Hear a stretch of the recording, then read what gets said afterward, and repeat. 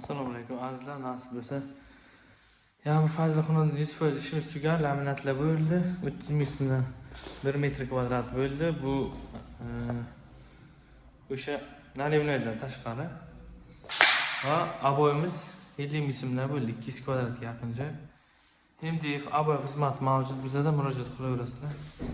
Ikki xil aboy qildim mana. Bu oq yo seri.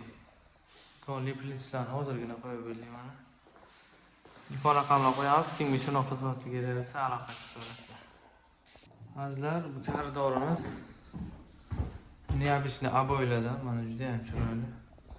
Nasib bo'lsa buyursin, niyat qilganlar like bosib qo'yamiz. Bu akamiz ham musofirda yuribdilar, mana shunday niyat qilib 4 ta xona patkilch qilib edi. Bu yoqqa svit ulanmagan, sal chomliroq, detskiy xona bu. Natijada bo'lgan. Mana mehmonxona.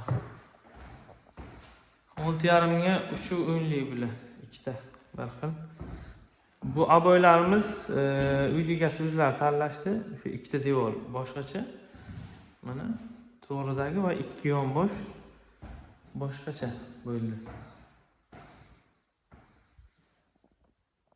Fasonlar juda ham ochiq, nejligini hech qanday ko'zni og'ritmaydi.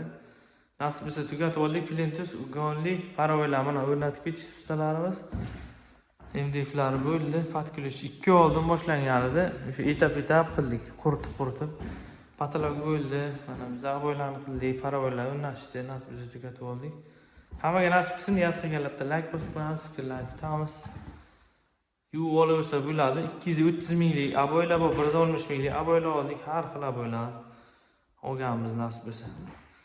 Hammaga nasib qilsin. Sog' bo'linglar, salomat bo'linglar, obuna bo'lib qo'yinglar.